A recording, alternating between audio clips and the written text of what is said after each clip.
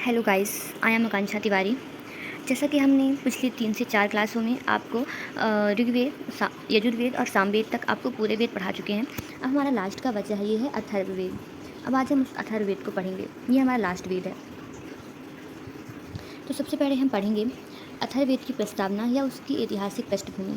सनातन वैदिक वाग्मय में वेदों को अपौरुषेय और शाश्वत माना गया है। ज्ञान के इस अगाध भंडार में चतुर्थ वेद के रूप में परिगणित अथर्ववेद का एक अत्यंत विशिष्ट और व्यवहारिक स्थान है, जहाँ यजुर्वेद, ऋग्वेद और सामवेद को वेद त्रयी कहा जाता है। अब आपको एग्जाम में पूछा जा सकता है कि वेद त्रयी किसे कहते हैं, तो ऋग्वेद, यजुर्वेद और सामवेद को वेद त्रयी कहते हैं। वहीं अथर्ववेद इन तीनों से पृथक समाज के व्यवहारिक धरातल को छू रहा है। वेद त्रयी का मुख्य विषय परलौकिक सत्ता, अनुष्ठान, देवताओं की स्तुति है, जबकि अथर्ववेद का मुख्य धरातल इहलौकिक मतलब इसे पृथ्वी का जीवन है। इस पृथ्वी के जीवन के बारे में जो वर्णन किया गया है उसे हम अथर्ववेद कहते हैं। अब ऐतिहासिक दृष्टिकोण से देखा जाए तो अथर्ववेद की रचना और संकलन अन्य वेदों के नाम के बाद माना जाता है, परंतु इसके सिद्धांत और मंत्र उतने ही प्राचीन हैं जितने कि अन्य संहिताओं के। इस वेद में आर्य और अनार्य संस्कृतियों के मिलन, समन्वय और विकास की झलक स्पष्ट रूप से दिखाई देती है। समाज का जो तत्कालीन स्वरूप था, मानव की बुनियादी जो आवश्यकताएं हैं, आकांक्षाएं हैं, भय हैं, उनके वैज्ञानिक समाधानों को बहुत बारीकी से प्रस्तुत करता है। अब उसका नामकरण, व्युत्पत्ति और विविध नाम। अथर्व शब्द का अर्थ बहुत ही गहन है। भाषाविदों और निरुक्तकारों के अनुसार थर्व धातु का अर्थ होता है गति, चंचलता या हिंसा। इसका अर्थ है अथर्व का अर्थ हुआ जो चंचलता से रहित हो, जो स्थिर हो, जो पूर्णतः शांत और अहिंसक हो। इस वेद के दृष्टा महर्षि अथर्वा थे। जो इस वेद का संकलन करता कौन थे? अथर्वा ऋषि थे। इसी कारण इसे अथर्ववेद कहा गया।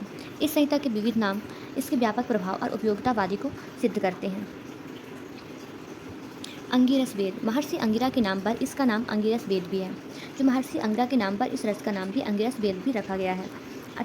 अथर्वा ऋषि के मंत्र जहाँ शांति और पौष्टिक कार्यों, भेषज, दीर्घायु आदि से संबंधित है, वहीं अंगिरा ऋषि के मंत्र अविचारक, रक्षा, तंत्र मंत्र, शत्रु समन कार्यों से संबंधित है। फिर भृगवंशी रस वेद, मतलब भृगु और अंगिरा ऋषियों का जो योगदान हुआ इस वेद में, इसी का संयुक्त रूप नाम भी दिया गया कि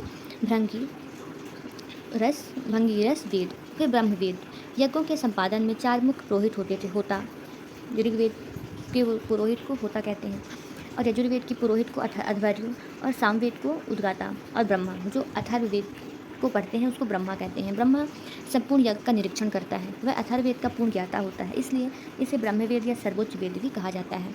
फिर भैषज वेद, मतलब चूँकि इसमें चिकित्सा और अभी औषधियों का विपुल भंडार है, इसलिए इसे आयुर्वेद का मूल जनक या भैषज वेद भी कहा जाता है।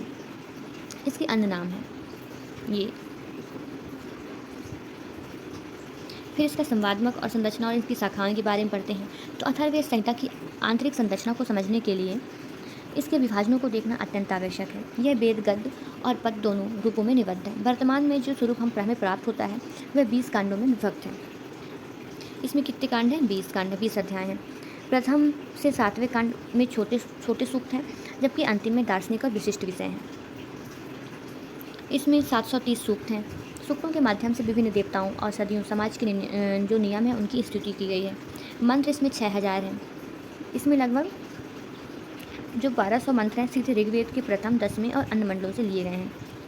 फिर प्रपाठक, अनुवादक, विभिन्न उपभाग, अध्ययन और पारायण की सुविधा के लिए कांडों को अनुभागों में बांटा गया, विभिन्न भागों में बांटा गया है। ठीक है। फिर है शाखाओं का विवरण। प्राचीन काल में महर्षि पतंजलि के जो महाभाष्य के अनुसार अथर्ववेद की 9 शाखाएं उपलब्ध थीं। सौनक, पिप्पलाद, तौद, मौद, जाजल, जलद, ब्रह्मवेद, देवदर्श और चारणवेद।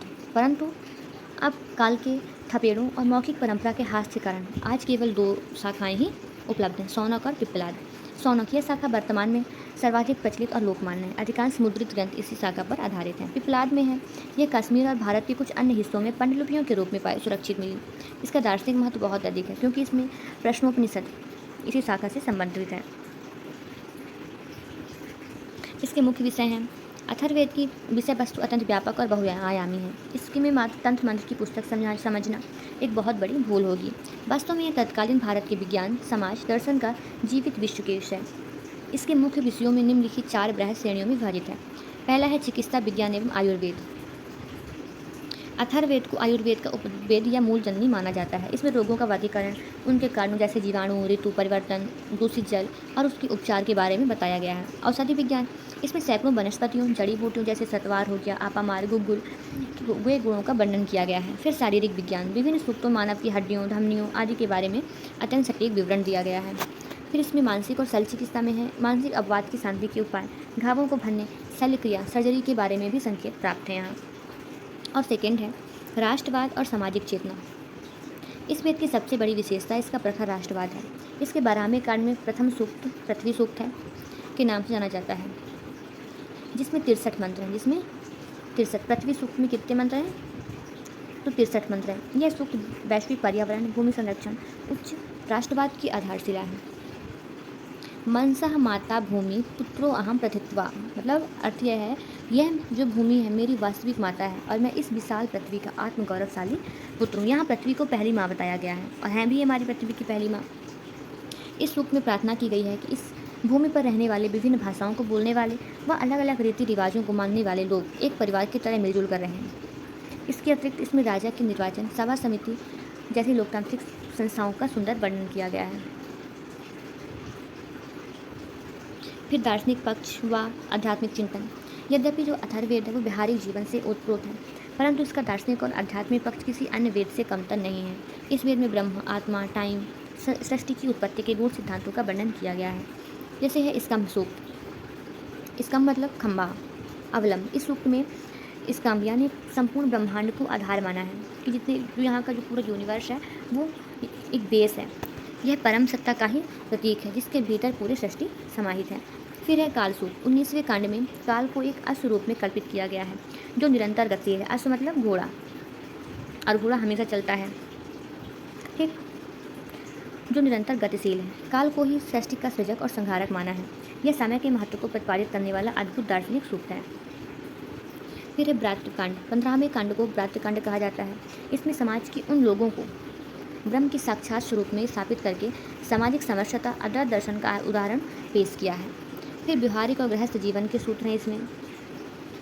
सामान्य जनमानस के दैनिक जीवन को सुखी, समृद्ध, शांतिमय बनाने के लिए अथर्ववेद में अनेक व्यवहारिक उपाय दिए गए हैं। जैसे सामनस सूक्त, परिवार में माता पिता, भाई बहन, पति पत्नी के बीच जो प्रेम सौहार्द बनाए रखने के लिए सुंदर प्रार्थनाएं हैं। इसमें कहा गया है कि पुत्र जो है पिता के अनुगत चले और माता के मन के अनुकूल चले। कृषि और वाणिज्य, कृषि को कीटों से बचाने, उत्तम वर्षा प्राप्त करने, बैलों व हलों के प्रयोग के समय गाए जाने वाले जो मंत्र होते थे, इनके बारे में पूरी विशेष वर्णन किया गया है यहाँ। फिर विवाह व अंत्येष्टि संस्कार। 14वें कांड में विवाह संस्कार की पूरी पद्धति, वधू का स्वागत, वैवाहिक जीवन की जो असफलता के मंत्र हैं जो आज भी हिंदू विवाह में प्रचलित हैं और यही उनका मुख्य आधार है। फिर आधुनिक युग में अथर्ववेद की प्रासंगिकता। अथर्ववेद को आज के आधुनिक युग 21वीं सदी के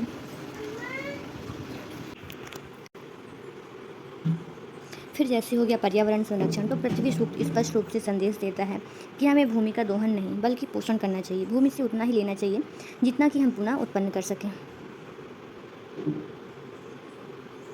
फिर है समग्र स्वास्थ्य। आज दुनिया होलिस्टिक हेलिंग और प्राकृतिक चिकित्सा की ओर लौट रही है जिसका मूल आधार है अथर्ववेद का भेजक विज्ञान ही है। फिर है वैश्विक शांति। वैश्विक शांति में हो गया कि सम नो अस्तु द्विपदे सम चतुष्टति, मतलब हमारे 2 पैरों वाले मनुष्य और 4 पैरों वाले पशुओं सबका कल्याण हो, जैसे प्रार्थनाएं वसुधैव कुटुंबकम की भावना को सुदृढ़ करती हैं। अब हम इसका कंक्लूजन देखेंगे कि अथर्ववेद लोक वेद है। यह आकाश की ऊंचाइयों को छूते हुए जमीन की वास्तविकताओं को कभी नहीं छोड़ता। यह मनुष्य को एक आदर्श नागरिक, देशभक्त, स्वस्थ व्यक्ति और संवेदनशील गृहस्थ बनने की पूरी कला हमें सिखाता है। यदि कोई व्यक्ति भारतीय संस्कृति के व्यवहारिक और वैज्ञानिक स्वरूप को समझना चाहता है तो उसके लिए अथर्ववेद का अध्ययन अपरिहार्य है। यह लौकिक अभ्युदय और पारलौकिक श्रेयस दोनों की प्राप्ति का मार्ग प्रशस्त करता है। Thank you so much. हमारा ये पूरा कंप्लीट हुआ वेद। अब हम कल से अपने MPPSC के सिलेबस का दूसरा पॉइंट भी पढ़ेंगे। आप इसको अच्छे से रिवाइज कर लो और हम इसका चारों वेदों का एक अच्छा सा MCQ बनाएंगे और कल आपको इस वीडियो में प्रोवाइड करवाएंगे। Thank you.